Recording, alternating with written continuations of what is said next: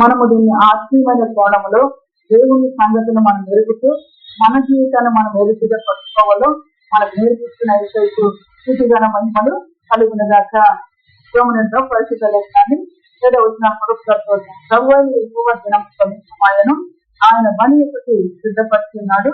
తాను పిలిచిన వారిని ఆయన ప్రతిష్ఠించి ఉన్నాడు. యెహోవా సన్నిధిని అవునునే చేసుకుంటూ దేవుని సన్నిధిని ఆ విధంగా ఉండటం వల్ల దేవుడు ఏం చేస్తూ ఉన్నాడో తెలుసుకుంటూ వచ్చాను. దేవుడు తన యొక్క జ్ఞానముతోనూ తన ఘనతతోనూ తన మహిమతోనూ తన యొక్క కృపాక్షేమములతో మనల్ని నిలుపుతూ ఉన్నాడు.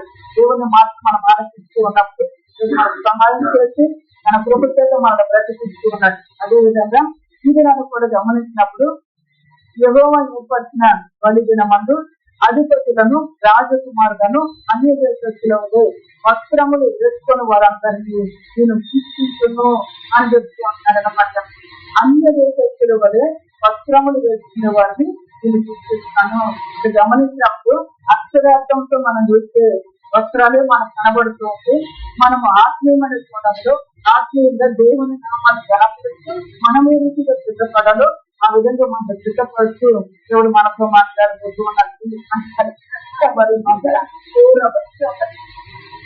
నూతనమైన బలాన్ని మనకు అనుగ్రహిస్తూ నూతనమైన దేవుని యొక్క కృపాక్షేమమును మనం పొందుతూ మరిన సహాయంతో మనం బ్రతకడానికి దేవుడు మనల్ని జీవించి మనతో మాట్లాడుతున్నారు. దేవుడికి మంచి కలిగిన అధిపతులను రాజకుమారులను అన్య దేశస్తుల వలె వస్త్రములు వేసుకొని వారందరికీ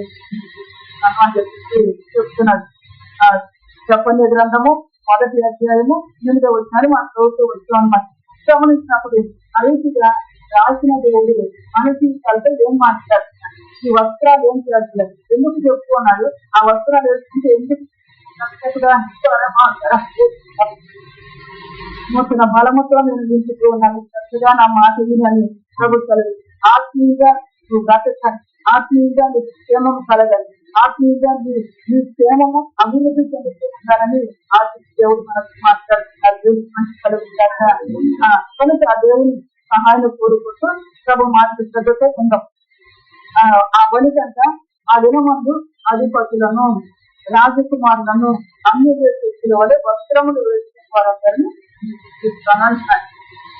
మనము నూతన నిబంధన చేస్తే యేసు వారు ఏమని మాట్లాడుతూ వచ్చారో పరిశుద్ధ లేఖనాల్లో గమనిద్దాం. అధిపతులుగా పరిశుద్ధ వాక్యాన్ని మనం చూస్తే లోకత్తు వర్తం లోకత్తు వర్తం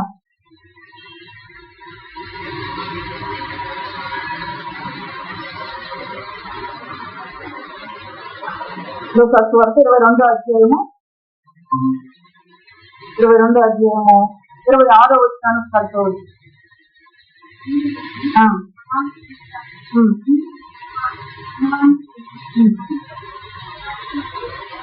హల్లెలూయా.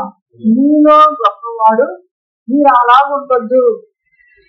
అధిపతుల్లాగుండి అధిపతులుగా పని చేయలేదు. అయితే మీరు అలాగ ఉండొద్దు. మరి ఏ విధంగా ఉండాలని జ్ఞాపకం చేసుకున్నారు అంటే మీరు అలాగ ఉండరాదు. మీలో గొప్పవాడు చిన్నమానవులను అధిపతికి ఏమంటారంటే పరిచారకుడు అని చెప్పేసి చూస్తూ ఉంటాడు. అధిపతులను రాజకుమారులను అన్ని విదేశస్తుల వలె వస్త్రములు వేసుకున్న వారిని చూస్తాను అంటున్నాడు. మనం జాగ్రత్తగా మనసు పెడితేనే మనకు అర్థమైంది జాగ్రత్తగానే. అయితే ఆ అధిపతులుగా ఎవరిని తీసుకున్నాడు యేసుప్రభువు గారు? పరిచారకులు. ఆ అధిపతులు ఏమన్నైతే పరిచారకులు అని మంచి కలిగిన రచన. ఏ పరిచారకులు వీళ్ళు అని మనం గమనిస్తే పరిశుద్ధ లేఖనాల నుంచి చూడండి. ఆ దినవృత్తాంతాల గ్రంథము 2వ దినవృత్తాంతాల గ్రంథము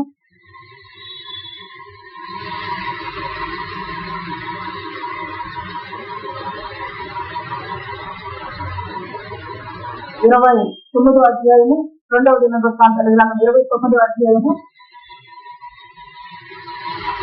10వ వచనం నుంచి చూద్దాం.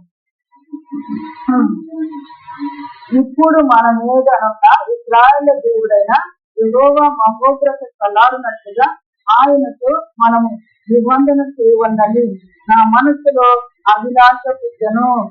దేవునికి మహిమ కలుగును గాక. దేవుడు ఇచ్చేస్తాను అంటున్నాడు, ఉగ్రత అంటున్నాడు, కోపము అంటున్నాడు. అదే పరిస్థితులు ఇక్కడ చూసినప్పుడు మరి ఇక్కడ భక్తుడైన హిజ్కియా ఏం చేస్తూ ఉన్నాడంటే ఒక అభిలాష మనలోకి వచ్చిందంట.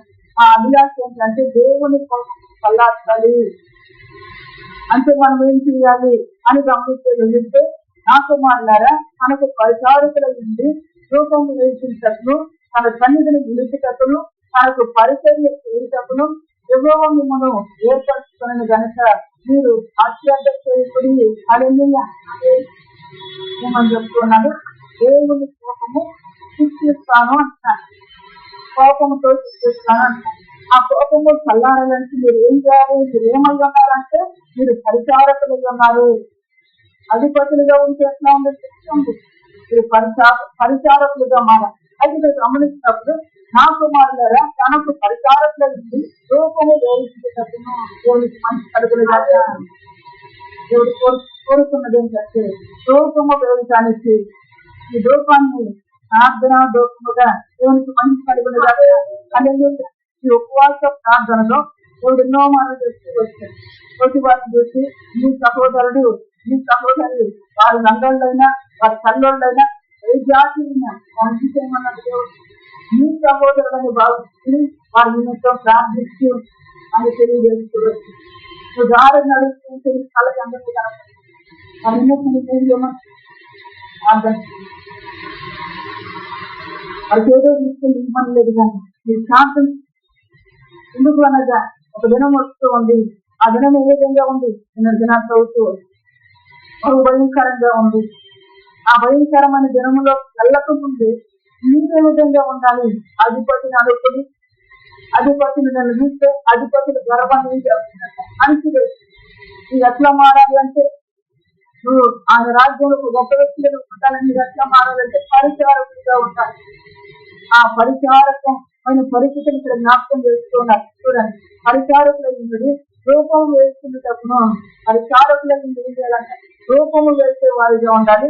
తన సన్నిధిని నిలిచేటప్పుడు తనకు పరిచర్య చేసేటప్పుడు యెహోవా మిమ్మును ఏర్పరచుకుని కనుక తన సన్నిధిని నిలిచి ఉండటానికి దేవునికి మహిమ కలుగునుగాక. హల్లెలూయా. తర్వాత తనకు పరిచర్య చేయడానికి దేవుడు మిమ్మల్ని ఏర్పరచుకున్నాడు అని జ్ఞాపకం చేసుకో. ఎవరినో దేవుడు ఏర్పాటు చేసుకున్నాడు అని మనం అనుకుంటే మన జీవితాన్ని చేస్తూ ఉంటామంటే దూరంగా పక్కన మనం పడిపోయి అట్లా ఉండేవాళ్ళం. అయితే దేవుడి సమయంలో జ్ఞాపకం చేస్తాం. ఎవరైనా దేవుడి రాజ్యంలో ఒక గొప్ప వ్యక్తిగా ఉండాలంటే ఇక్కడ ఏం చేయాలంటే పరిచారం చేయాలి. ఏ పని చేసినా అది ప్రభు నిమిత్తం చేసినట్టుగా చేయమని చెప్తున్నారు. దేవుడు పని కలుగులుగా వాక్య పరిచయం చేస్తున్నా, లేకపోతే ఆటలు పడుతూ ఉన్నా, వాయిద్యాలు వాయిస్తూ ఉన్నా, ఇంకొక పని ప్రభు పనిలో చేస్తూ ఉన్నా, ప్రార్థన చేస్తూ ఏ పనైనా ప్రభు పని చేస్తూ ఉన్నాం. ప్రభు నామాన్ని ఆ పనిలో మనము కొనసాగే వారిగా ఉండాలి. అధిపతులాగా అహంకార భావంతో మనకు ఉండకూడదు. ఉన్నప్పుడు ఏం చేస్తున్నాడంటే శిక్షిస్తూ ఉన్నాడు. అటువంటి స్థితి నుంచి మనకు విడుదల కలిగిస్తూ మనతో చాటగా ప్రభు మాట్లాడుతున్నాడు. దేవునికి మంచి కలుగునుగా. ఈ రోజు నా వ్యక్తిగత జీవితాన్నైనా లేకపోతే మీ జీవితాన్ని ఉంటే మన జీవితంలో ఏం ఆశిస్తూ ఉన్నాడు? దేవుడు ఏం ఆశిస్తూ ఉన్నాడు? మనల్ని ఒక ఉన్నతమైన స్థితిలో ఉంచాలని, మనం ఎక్కడైనా తెచ్చే కొండపై ఆయన మనం హెచ్చరించాలని, అంటే మన గురించి ఏం ఆలోచన చేస్తాడు ఆయన? ఒక గొప్పవారిగా ఉంచాలని. ఉండాలి అంటే మనం ఎట్లా ఉండాలంటే పరిచారకులుగా ఉండాలి. దేవునికి మహిమ కలుగునుగా. పరిచారకులుగా ఉన్నవాడిని దేవుడు గొప్పవారిగా జ్ఞాపకం చేస్తున్నారు. దేవునికి మహిమ కలుగునుగా.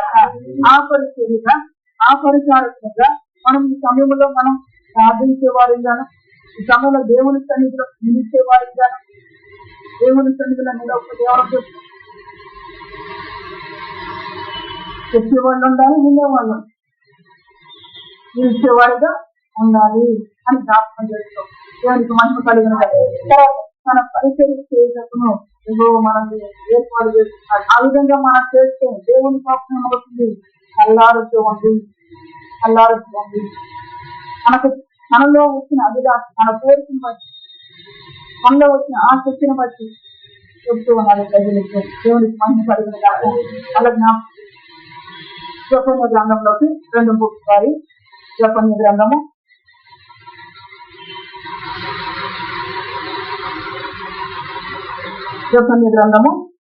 8వ వచనాన్ని, యెహోవా ఏర్పరిచిన బలిదిన మందు అధిపతులను, రాజకుమారులను, అన్ని దేశస్తుల వల్ల వస్త్రములు వేసుకున్న వారందరినీ. ఈ అధిపతులు అంటే ఎవరు?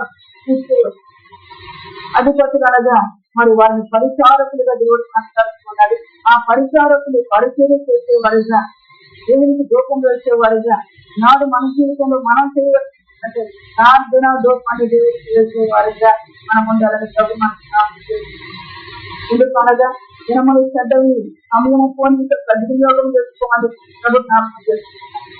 సమయము పోనిచ్చేవారిగా మన కళ్ళకి ఎంతో మంది కనపడుతున్నారు. లక్ష్యం లేని వారు, మారుమనసు లేని వారు, పశ్చాత్తాపం లేని వారు, ప్రభుని ఎరిగిన వారు.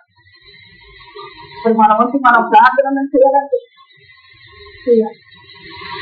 కనుక దేవుని కోపం, దేవుని శిక్ష రక్షించబడాలి అంటే మనము పరిచారకులుగా, దేవునికి మహిమ కలుగునుగా, అధిపతులుగా, మరి శాస్త్ర పరిచయం చేసుకుంటారు. వారు విలువ తండ్రిని ధరించుకొని మరేం చేస్తూ ఉంటారంట, వందనాలు చేసుకుంటూ వెళ్ళిపోతూ వారి వాళ్ళ అధిపతులు వాళ్ళు ఉండక వారి యొక్క నీతి కంటే మీకు అధికం కావాలి, అధికం కావాలి అంటే మీరు అట్లా ఉండాలని వారి జాగ్రత్తలుగా ఉండాలి.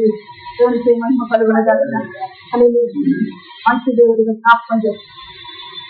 తర్వాత గమనించినారు, రాజకుమారులను ఎవరంటే రాజకుమారులను అన్య దేశస్తుల వల్ల వస్త్రములు తెచ్చుకునే వారిని అధిపతులు అయిపోయారు. ఇప్పుడు రాజకుమారులు ఎవరు తెచ్చుకున్నారు? పరిశుభ లేఖనాలు చూద్దాం. పేతురు పత్రిక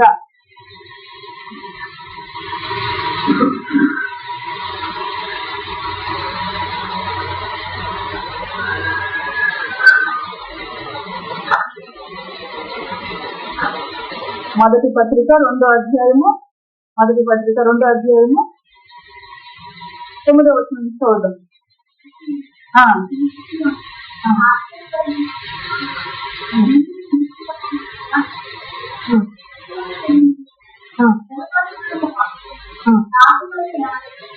హల్లెలూయా. పరిచారకులను, అధిపతులను, రాజకుమారులను అన్య దేశస్తుల వల్ల వస్త్రములు వారికి నేను తెచ్చేస్తాను. ఇప్పుడు మనం దేవాలయంలో చూస్తున్నామంటే ఆత్మీయ మనం నేర్చుకుంటాం. అంటే అక్షరార్థంతో చూస్తే అక్షరం సంక్షేపం, అక్షరార్థంతో మనం చూసింది మనకు కాదు అనుకుంటాం. ఆత్మీయంగా ఇది మన జీవితాలకు అవసరం అనేది. ఈ విధంగా మనం నేర్చుకోకపోతే మన జీవితం ఎరగలేని స్థితిలో ఉంటుంది, కష్టపడలేని స్థితిలో ఉంటుంది. కనుక దేవుడు మన చిత్తానుసారంగా మన జీవితాన్ని వృద్ధి చేస్తూ ఆత్మీయంగా మనల్ని బలపరుస్తూ ఆయన మనకు సహాయం చేస్తూ ఉన్నారు. పరిచారకులు ఎవరో చూస్తూ వచ్చాం, అధిపతులు ఎవరో చూస్తూ వచ్చాం, ఆ తర్వాత రాజకుమారులు అంటారు. అది గమనించినప్పుడు అయితే మీరు చీకటిలో నుండి ఆశ్చర్యకరమైన తన వెలుగులో నుంచి మిమ్మల్ని తీసిన వారిని గుణాతిశయములను వస్త్రము చేయ నిమిత్తము ఏర్పరచబడిన వస్త్రమును రాజులైన రాజుక సమూహమును పరిశుద్ధ జనమును ఎందుకు ఏర్పాటు చేసి రాజకుమారుని నేను సృష్టిస్తాను అంటున్నాను. ఎందుకు ఏర్పాటు చేశాడు? అక్కడ రాయబడింది, పిలిచిన వారి గుణాతిశయములను ప్రచురము చేయని నిమిత్తము. హల్లెలూయా. ఇలా సంచారకులు ఏ విధంగా ఏర్పడుతున్నారు? రూపం వేయడానికి, ఆయన సన్నిధిలో నిలవటానికి, ఆయనకు పరిచర్య చేయడానికి. ఇప్పుడు రాజకుమారులు ఎవరు పిలుస్తున్నారు? ఆ చీకటిలో ఉన్న వారిని ఆశ్చర్యకరమని వెలుగులోకి పిలిచిన ప్రజలను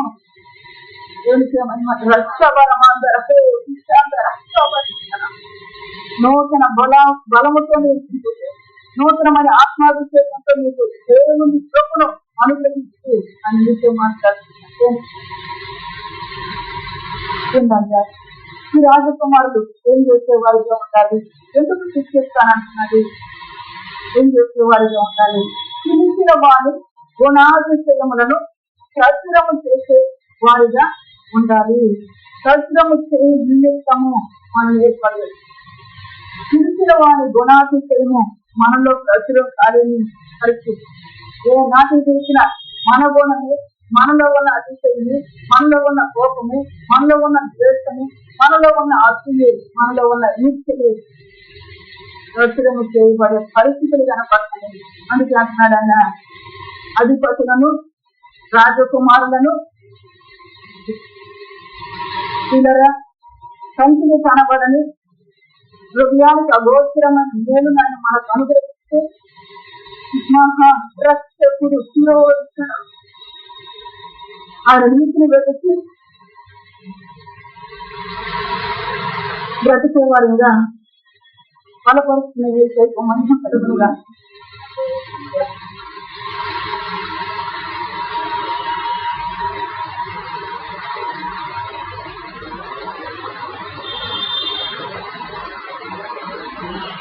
ఎందరితో లేని గొప్ప భాగ్యం దేవుడు అనుగ్రహించి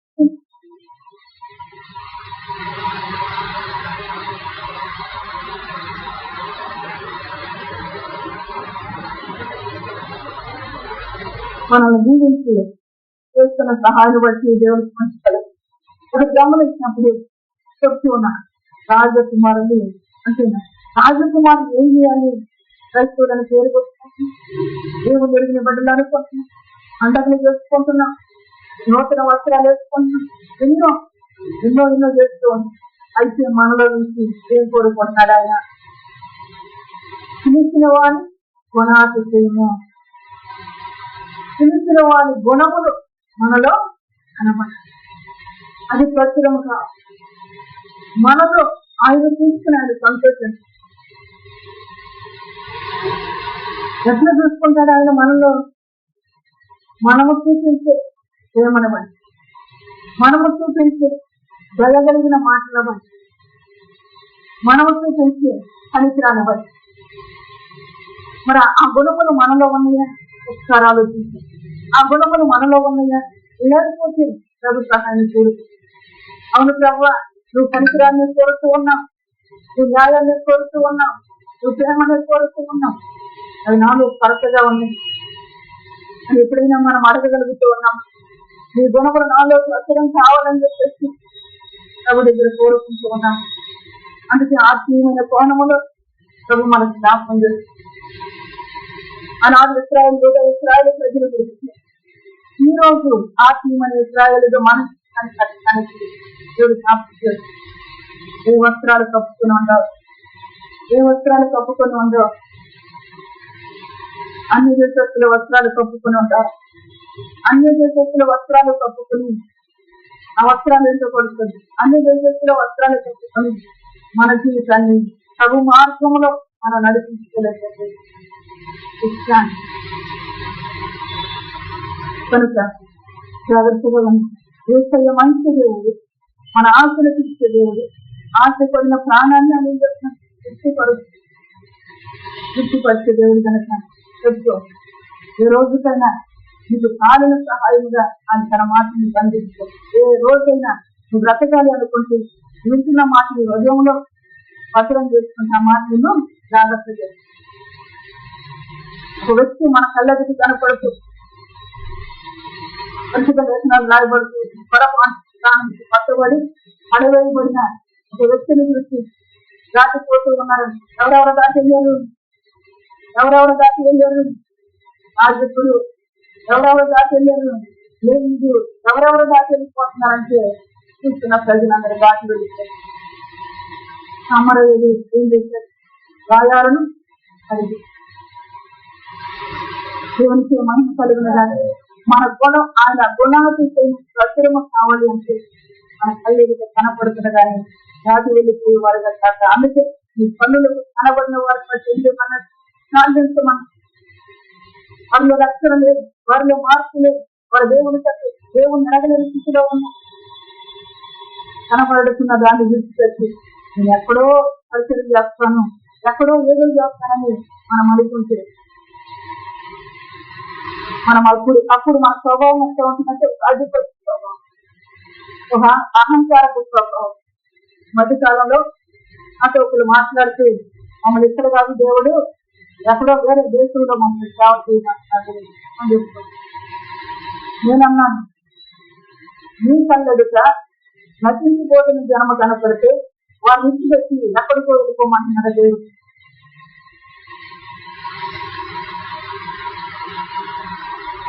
అందుకే ఆయన గుణములు ప్రచురం కావాలి. ఎవరిలో ప్రచురం కావాలి? రాజకుమారులుగా చేసుకున్నాడు, ఆయన బిడ్డలుగా చేసుకున్న వారిలో నుంచి మరి గుణాతిశయములు ప్రచురం. రీతిగా లేని కారణంగా దేవుడు మరొకసారి మన ఆత్మను తిరిగి వచ్చి దేవుడి జ్ఞాపకం చేసి దేవుడికి మహిమ కలిగిన మంచి దేవుడు. ఏ నాటికైనా ఆయన మంచి దేవుడు, మహిమ కలిగిన దేవుడు. ఆయన మాట మనకు శ్రద్ధగా ఉంటే మనకు కూడా మేలు జరుగుతుంది. ఆయన మాట శ్రద్ధగా ఉంటే ఎంతో మేలు మనకు జరుగుతుంది. దేవుడికి మహిమ కలిగిందా సేవకురాలని చెప్పుకోవచ్చు. నన్ను చూస్తే దేవుడు దుఃఖపడేటట్టుగా ఆయన గుణాతిశయము నాలో కనబడకపోతే నన్ను చూస్తే ఆయనకి కలిగేది చెప్తుంది. అయితే దేవుని యొక్క వాక్యం అంటుంది, ఆయన మనల్ని చూస్తే ఆయనకి ఏం కలగాలంటే ఆనందం కలగాలి,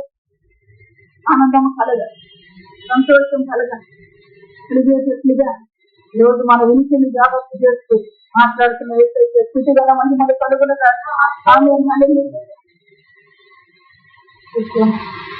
ఇప్పుడు రండి. ఎవరో అధిపతులు, ఎవరో రాజకుమారులు, ఎవరో అర్థమవుతూ వాళ్ళు ఏం చేయాలో చెప్తూవచ్చు.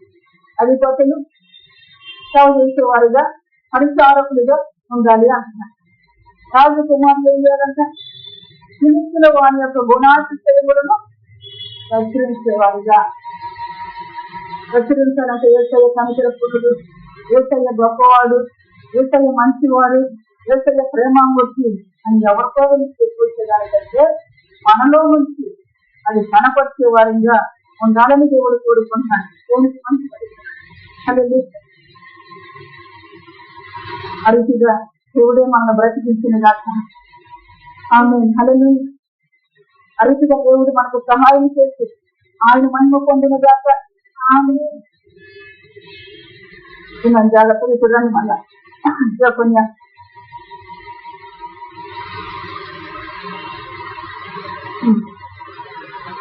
అధిపతులను రాజకుమారులు అన్య దేశస్తుల వలె వస్త్రములు వేసుకుని వారందరినీ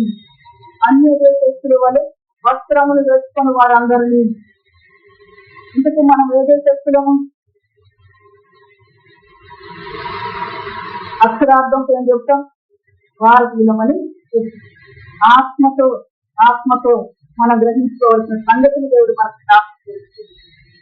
ఆత్మలో మనం గ్రహించుకోవాల్సిన సంగతి. అన్య దేశస్తుల వలె మనం ఉండదు, మనం గ్రహించుకోవాల్సిన సంగతి. చూడండి, ఫిబ్రవరికి రాసిన పత్రిక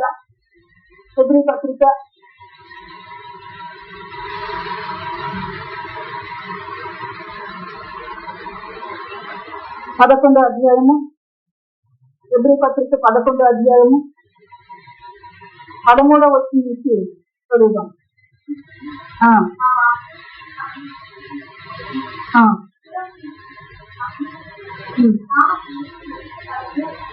తాము భూమి మీద పరదేశమును జాగ్రత్తలున్నాయి ఉన్నామని ఒప్పుకొని అడుగు. ఎక్కడున్నామంటే ఏ దేశంలో ఉన్నామంటే పరదేశంలో. అందుకే అన్నాడు అన్య దేశస్తుల వలె ఉండట. మా పితరులు ఏం చేశారంట? దూరం నుంచి చూసి వందనం మన దేశాన్ని, మా దేశము అని ఆ దేశాన్ని దూరం నుండే చూసి వందనాలు చేస్తూ వస్తాం. ఆ దేశం అనగానే మనకి ఏదో గుర్తుకొచ్చి అది కాదు నేను చెప్తుంది. పోయిన తర్వాత మాట్లాడితే అరవై వచ్చిందేమో ఇలా రాదు, అది కాదు నేను చెప్తుంది. ఆత్మీయమైన కోణములో నువ్వు బ్రతకవలసిన మార్గాన్ని ప్రభుత్వం చూపిస్తూ ఉండగా జాగ్రత్తగా, అందుకే ఇంకా 2-3 సార్లు చూసుకోవచ్చు. ఇంకొన్ని జాగ్రత్తలు చేసుకుని జాగ్రత్తగా మీరందరూ వాగ్దాన ఫలం అనుభవించకపోయినను దూరములను చూసి వందనము చేసి తాము భూమి మీద ఉన్నామంటే పరదేశులము యాత్రికుల్లో ఉన్నాము. ఇది కొంతకాలం ఇక్కడ యాత్ర చేయడానికి వచ్చిన వారము. మనం ఎక్కడి నుండి వచ్చిన వారము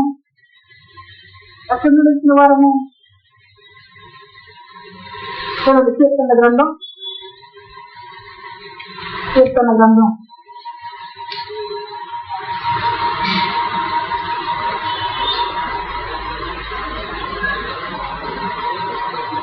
90వ అధ్యాయము, కీర్తన గ్రంథం 90వ అధ్యాయము 3వ వచనం.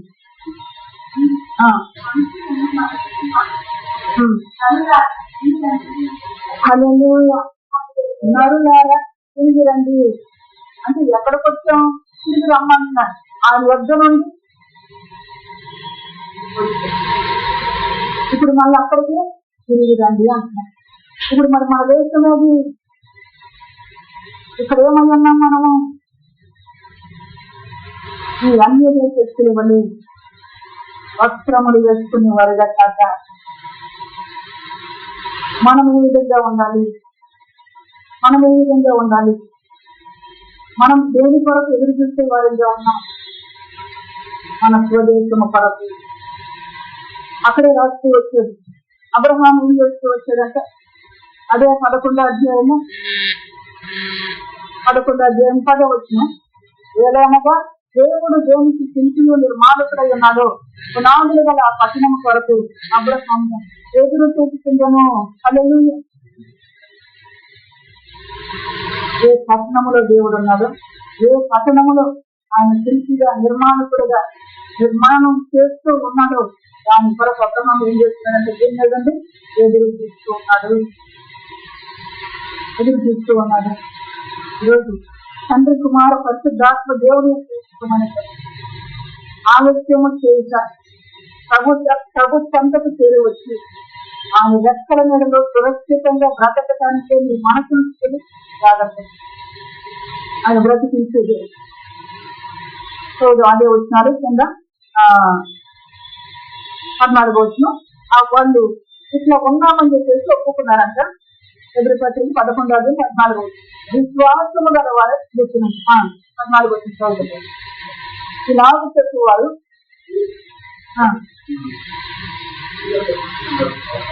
ఏం చెప్తున్నారు? ఇలాగ చెప్పేవారు తమ యొక్క స్వదేశమును వెదకుతున్నామని పరిస్థితున్నారు. సారా ఏం చేస్తున్నారంట?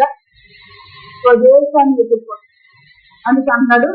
మీరు అన్ని చేసుకోలేవని స్వదేశాన్ని వెతుక్కుంటూ సిద్ధపడాలి అంటే నువ్వు ఒక పరిచారకుడిగా, సిద్ధపడాలి అంటే నువ్వు ఒక రాజకుమారుడిగా నువ్వు ఏ రీతిగా ఉండాలో జ్ఞాపకం చేస్తూ మన పితరులు భూమి మీద ఉండి ఆశ్రయించడం భూమి ఏం పరమేశ్వరం భూమి అనుకుని వారు ఇక్కడ ఉండి ఏం చేస్తూ వచ్చారంట? స్వదేశాన్ని వెతుక్కున్నాడు. దేవునికి మహిమ కలిగిన దాకా ఆకాశ అంతరిక్షాలు దేవుని నామ మహిమార్గంగా ఈ మాటలకి సాధ్యమైన దేవునితో మహిమ కలిగిన దాకా మహిమ కలిగిన దేవుడు. జాగ్రత్త పడదాం. ఆయన రక్షించి నీ కొరకు ఆయన ప్రాణం తెచ్చి నిన్ను కాపాడుతూ ఉన్నాడు. మరి నీ కృతజ్ఞత ఏది? ఆయన నామములు ఏ ఒక్క వ్యక్తి కొరకు ప్రార్థన చేయలేరు. ఆయన నామములు ఏ ఒక్క పని ప్రభు కొరకు చేయలేరు. మరి పరిచారకులు మనం ఉండాలి. ఎవరో చావు చేస్తారు, సంబంధించి మనకు చావు అని పొరపాటును కూడా అనుకోవచ్చు. అందుకే అంటాడు పోసుకునే సౌలు అందరూ ఏం చేస్తున్నారంట? వారి సొంత పనులు చేసుకుంటూ ఉన్నారు. దేవుని పనిని నిర్లక్ష్యం చేస్తూ ఉన్నారు. దేవుని పనిలో నువ్వు నిలిచి ఉంటే నిలబెట్టిన రాతి మీద ఆయన ఏం చేస్తాడు? మరొక రాతిని పెడతాడు. ఆ రాయి నిలబడుతుంది, దాని మీద ఇంకొక రాతిని పెట్టి ఆ రాయి నిలబడలేకపోతే మరొక రాతిని దాని మీద పేరుస్తారా? అందుకే చెప్తాడు పరిచారకులు నువ్వు ఏం చేస్తావు? దేవుని పని జరిగించుకోవాలి. అది నీ పని. గమనం. వారు ఏం చేస్తూ ఉన్నారంటే వారి యొక్క స్వదేశాన్ని వెతుకుతూ ఉన్నట్టుగా దీని ద్వారా విసిగపరుస్తూ ఉన్నారు, తెలియజేస్తూ ఉన్నారు. దేవునికి మహిమ కలిగిన తర్వాత 15 వారు ఏ దేశం నుండి వచ్చిరో ఆ దేశమును నాకు సంబంధించుకున్నగా మరలా వెళ్ళుటకు వారికి వీలు కలిగి ఉండను.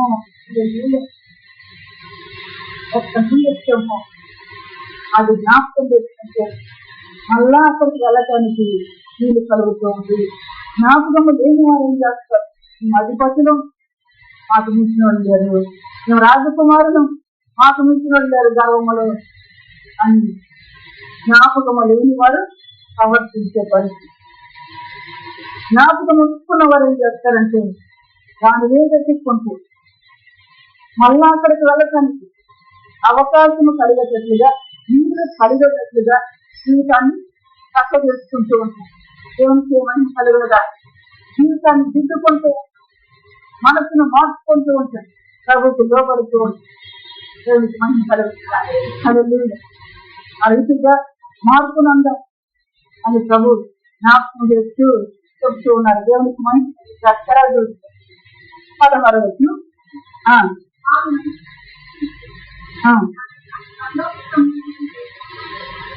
హల్లెలూయా. అయితే వారు మరి శ్రేష్టమైన దేశమును, పరలోక సంబంధమైన దేశమును కోరుతున్నారు. ఇష్టపరుస్తూ దేశాన్ని వెతుక్కుంటున్నామని అది జ్ఞాపకం ఉంచుకొని అక్కడికి వెళ్ళడానికి వారు జాగ్రత్త పడుతూ ఏం చేస్తూ ఉన్నారంటే, అయితే వారు మరి శ్రేష్టమైన దేశమును అనగా పరలోక సంబంధమైన దేశమును కోరుతున్నారు.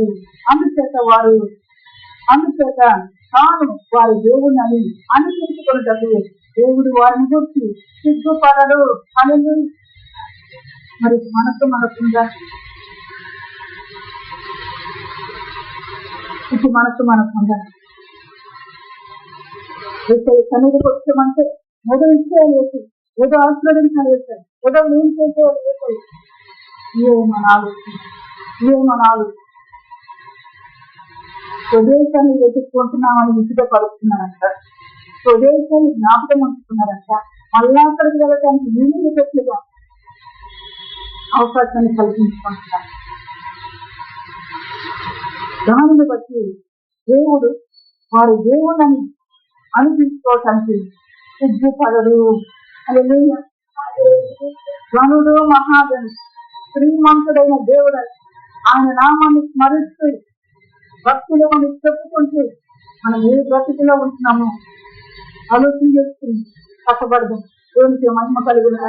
హల్లెలూయా. వెళ్ళనగా ఆయన వారి కొరకు ఒక పట్టణము సిద్ధపరుచు ఉన్నాడు. హల్లెలూయా. ఆ బంధువుని దేవుడు ఒక పట్టణాన్ని సిద్ధపరుచు. ఆ పట్టణానికి వెళ్ళటానికి ఇప్పుడు మనము అన్ని దేశస్తుల వల్లే ఉండదు, అధిపతుల వల్లే ఉండదు, రాజకుమారుల వల్లే.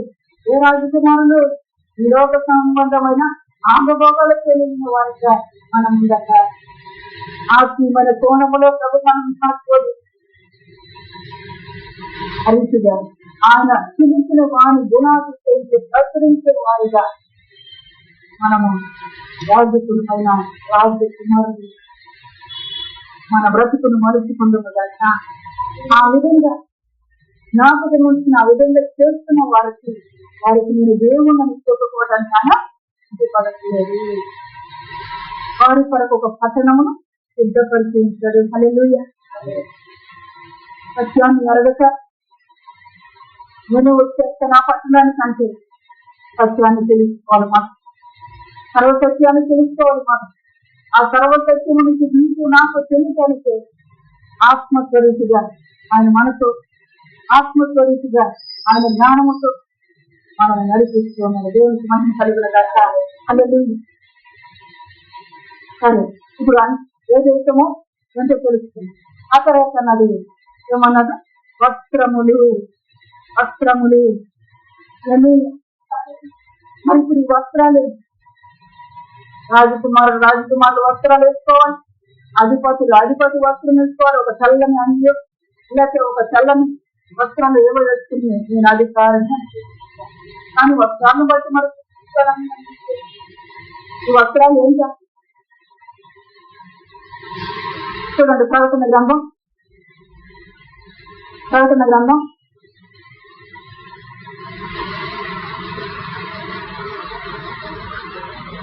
19వ అధ్యాయము, ప్రకటన గ్రంథం 19వ అధ్యాయము 8వ వచనాన్ని చదువుదాం. మరియు ఆమె ధరించుకున్నటకు ఆకాశములను నిర్మలమునైన సంగపు నార బట్టలు ఆమె ఇవ్వబడును. అవి పరిస్థితుల నీతి క్రియలు. ఇప్పుడు ఈ వస్త్రాలు ఏమై ఉంటాయంటే పరిస్థితుల నీతి క్రియలు. అలా నీతి క్రియలను వస్త్రాలు కట్టి నేను అధిపతి వస్త్రం లేక నేను రాజకుమారుని రాజకుమారుడు వస్త్రం ఇలా అన్య దేశలాగా బట్టి వస్త్రాలు ఆయన చూడటి ఏం చేస్తూ ఉన్నాడు. పరిశుద్ధుల నీతి క్రియలు. అలా దేవునికి మహిమ కలుగు. దేవుని నామ మహిమార్గంగా ఆ నీతి క్రియలు ఇప్పుడు ఏమయ్యాం? ఆ వస్త్రాలు నీతి క్రియలు అన్నాడు. ఆ నీతి క్రియలు ఏమయ్యాం? మన వినికిని జాగ్రత్త చేస్తుంది. ప్రభువే మనకు సహాయం చేయగా ప్రభువే మన వినికిని జాగ్రత్త చేస్తుంది. ఆయన మహిమ మందిరు దాక ఈ వస్త్రాలు నీతి క్రియలు అంటే నీతి క్రియలు ఏమై ఉన్నాయి అని ఆలోచన చేస్తే పరిశుద్ధ లేఖనాలు కలిగిస్తూ ఉంటుంది. చూడండి, యోహాను సువార్త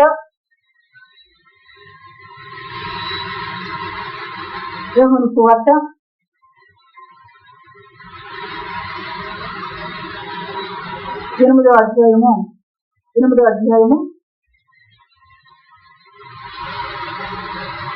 దేవుని యొక్క లేఖనాలను మనం గమనించినప్పుడు అబ్రహాము గురించి దేవుడు చెప్తూ ఉన్నాడు. అతడు నీతిమంతుడు అని చెప్తూ ఉంటున్నాడు. అతడు దేవుని నమ్మాడు, అది అతని నీతిగా ఎంచబడుతుంది. దేవుని నమ్మేది ఏ విషయంలో నమ్మేది, దేవుడు ఏ రీతిగా నమ్మేది. పరిశుద్ధ లేఖనాన్ని అవన్నీ చూపించి లేట్ అయిపోదు కనుక చెప్తున్నాను నేను. పరిశుద్ధ లేఖనాన్ని మనం గమనించినప్పుడు అబ్రహాము దగ్గరికి వార్త వచ్చేది దేవుడు, వాక్యములు వచ్చేది దేవుడు. వచ్చినప్పుడు అబ్రహాము అది నమ్మెను. ఆ మాట్లాడిన మాటను ఏం చేసేదంట? నమ్మెను. అది నీతిగా ఎంచబడింది. ఇప్పుడు ఇక్కడ వస్త్రాలు ఏమన్నాడు? పరిశుద్ధుల నీతి క్రియలు. హల్లెలూయా. నమ్మి ఏం చేస్తూ వచ్చాడు? స్వదేశమును విడిచిపెట్టి మన యొక్క బంధువులను తన దేశమును విడిచిపెట్టి నమ్మాడు. విడిచి వచ్చి ఏం చేస్తాడు? ఇప్పుడు నీతి క్రియ జరిగిస్తూ తర్వాత గమనించిన మరి దేవుడి యొక్క లేఖనాలు మనం చూస్తే ఆ తర్వాత ఆగరును చాలా ఇచ్చింది, కుమారుని అంటూ వచ్చింది. అయితే ఆగరు విషయంలో కూడా దేవుడు అన్నాడు, ఆమెను పంపించి ఈ భార్య చెప్పిన చాలా మాట ఆమెను పంపించాడు. ఇప్పుడు దేవుడి మాట వినటమే నీతి క్రియ. ఎందుకంటే మీకు అర్థమవుతాను చెప్తున్నాను. ఒకసారి మాట కొట్టాలని 8వ అధ్యాయము 37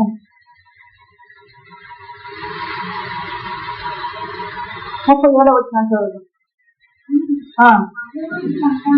మీరు అబ్రహాము సంతానమని నాకు తెలియను, ఆయనను నా వాక్యము నాకు చూపలేదు కనుక మీరు అబ్రహాము సంతానమని నాకు తెలియను, ఆయనను వీళ్ళేది వాక్యానికి చూపలేదు. మీరేం చెప్పుకుంటున్నారు? అబ్రహాము పిల్లలని చెప్పుకుంటున్నారు. చూడండి తర్వాత వచ్చిన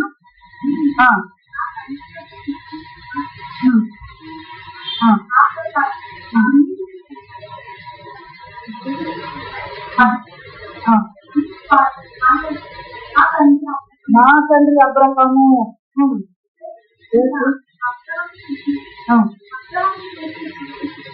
అబ్రహాము పిల్లలైతే అబ్రహాము చేసిన పిల్లలు ఇచ్చారు. ఏం చెప్తున్నారు? మా తండ్రి అబ్రహాము కీలించుకుడు. అబ్రహాము దగ్గరికి వాక్యమై ఇచ్చాడు దేవుడు. వాక్యని వినిపిస్తున్నాడు. వినిపించిన దాని ప్రకారం నడుస్తూ ఇంకో మంచి ముందు వచ్చిన మంచిది విడుతూ వచ్చాడు. ఇంకో మంచిది పంపివేశారు. తర్వాత నీవు ప్రేమిస్తున్నా నీకు ఒక్కదాని ఒక కుమారుడు ఇద్దరు నాకు అడిగారు చేసి మంచిది తీసుకుని సిద్ధమయ్యారు. తర్వాత గమనించినప్పుడు మరి లోతు తన యొక్క సహోదరి కుమారుడైన లోతు మరి వారి యొక్క దేశంలో వారు తన ఉన్న ప్రాంతాన్ని శత్రు రాజులు వచ్చి దోచుకుపోయినప్పుడు మరి లోతు కొన్నది కానీ దోచుకుపోయాడు కదా. ఆ సమయంలో వెళ్ళాడు తన సహోదరి కుమారుడుగా తన బిడ్డగా వెళ్ళి యుద్ధం చేసి జయించి వస్తూ ఉండగా అతనికి ఒక యాజకుడు ఎదురుపడుతూ వచ్చింది.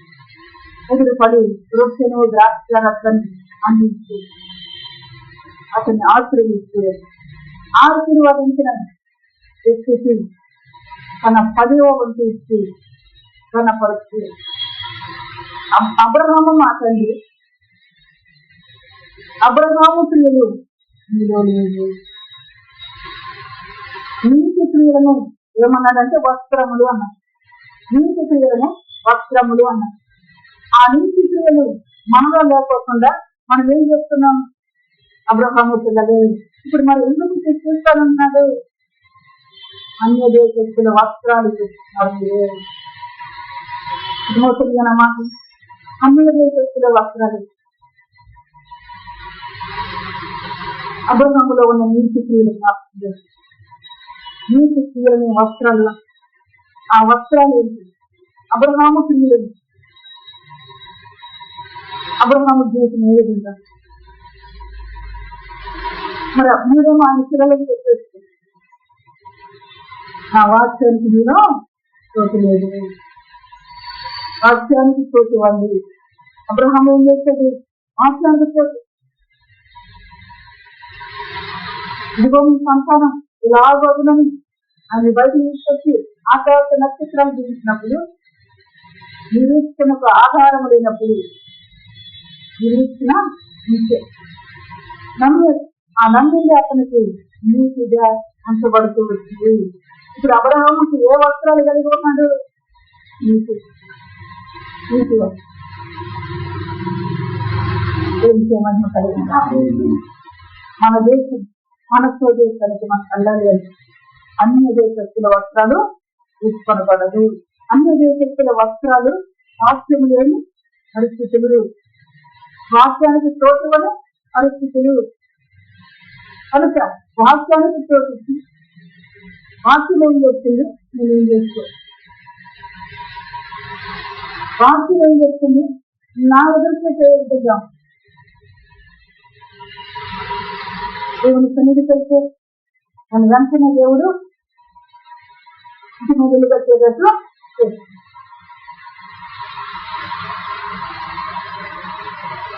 మంచి దేవుడిగా జ్ఞాపకం చేస్తాను. శిక్ష రాకముందు శిక్షిస్తాను అన్నాడు. శిక్ష రాకముందు నువ్వు సిద్ధపడు, శిక్ష రాకముందే నువ్వు జాగ్రత్త. మహిమ కలిగిన దేవుడిగా చెప్తూ నువ్వు ఏ వస్త్రాలు ధరించావు? నీతి క్రియలు, నీతి క్రియలు ఆయన మాట్లాడినాము, ఆయన మాటను అనుసరించింది. అబ్రహాము నమ్మేది దాన్ని అనుసరించాడు. అది అతనికి నీతిగా ఎంత పడుతూ వచ్చింది. ఆ నీతి క్రియను పరిస్థితుల వస్త్రాలు అంటున్నారు. మన జీవితం ఎంత లోతుందో, ఎంత పడుతుందో మనం వింటున్నాం. ఎంత జాగ్రత్త చేసుకున్నాడు. బ్రతకండి బ్రతకండి అని మనం వింటున్నాం. ఎంత జాగ్రత్త చేస్తూ ఉన్నాడు చూడండి. మహిమ కలిగిన దేవుడు ఆయన. దినం వస్తూ ఉంది. ఆ దినం ఎటువంటి దినం? ఉపయోగకరమైన దినం. కనుక దాని నుండి తప్పించుకోవాలంటే ఈ భూమి మీద ఉన్నదాన్ని మన చేతులు ఏం చేస్తారు? దూరాన తీసి మనం అందించారు. అందరం చేస్తారు. మన మనస్సు మారున జాత, మన క్రియలు మారున జాత, మన ప్రవర్తన మారున జాత, మన ఆలోచన మారున జాత.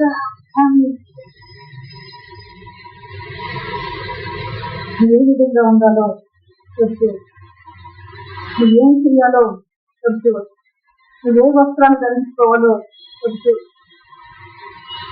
ఆ వస్త్రాలు ధరించుకున్న వారికి అని ఏం చేసుకున్నారంట? వారికి నేను దేవుణ్ణి అని చెప్పుకోవడం కన్నా సిద్ధిపడట్లేదు.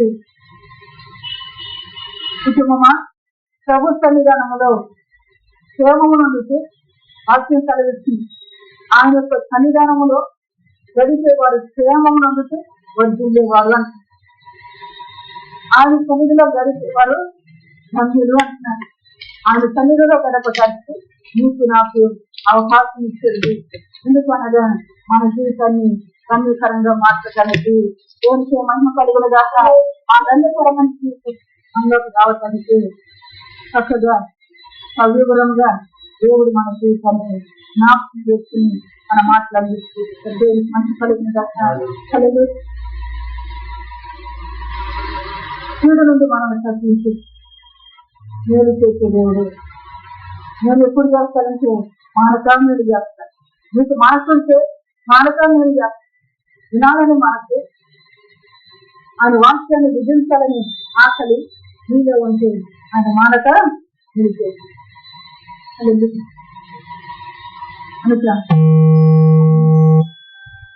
ఎప్పుడో ఏదో ప్రజల గురించి చెప్పిన ప్రవచనం అని అన్నాక మన జీవితంతో ఆ వాక్యంలో ఏం మాట్లాడుతున్నారు, మన జీవితం కొరకు ఏమి సంగతులు మనకు నేర్పిస్తారని అని ఆలోచన చేస్తే గమనిస్తే ప్రసిద్ధ వాక్యం ద్వారా మనతో మాట్లాడితే సమస్యలు కదా. ఈ రెండో దినాన ప్రభు చేసిన సహాయాన్ని బట్టి మనం తిరుగు వచ్చి మన చాలా ఆయనకు కృతజ్ఞత చెల్లించవలసిన వారుగా హృదయపూర్వకంగా మన హృదయాన్ని అర్పించుకుని ఆ హృదయాన్ని బాగుంది. నా హృదయం చెడిన హృదయం, నా హృదయం దూరమైన వ్యాధి కలిగింది. ఈ హృదయాన్ని బాగుంది. అందుకే అన్నారు, సుమారుగా ఈ హృదయాన్ని నాట్యము, ఈ హృదయాన్ని నాట్యము, నేను మీకు నా జ్ఞానాన్ని ఇస్తాను. ఇప్పుడు హృదయం ఏమయ్యా గ్రహించాను, దూరమైన వ్యాధి కలిగింది. ఎవరు దాన్ని గ్రహించలేనిది అటువంటి స్థితి హృదయం. ఆ హృదయం ఆయన ఇచ్చేటట్లుగా నేను నన్ను పలకరించి నీతో నాతో మాట్లాడాడు అనే సంగతులు మనకు తెలియజేసి ఇప్పుడైనా మన హృదయం ఆయనకిచ్చే ఉపయోగం, ఆయనకిస్తే ఆయన జ్ఞానాన్ని మనకి, ఆయనకిస్తే మన హృదయాన్ని ఆయన బాగుదే, మన హృదయానికి ఆయన స్వస్థత కలిగి, మన హృదయానికి ఆయన నెమ్మది కలిగి ఏం చేయమని కలిగిన మోకరిద్దాం.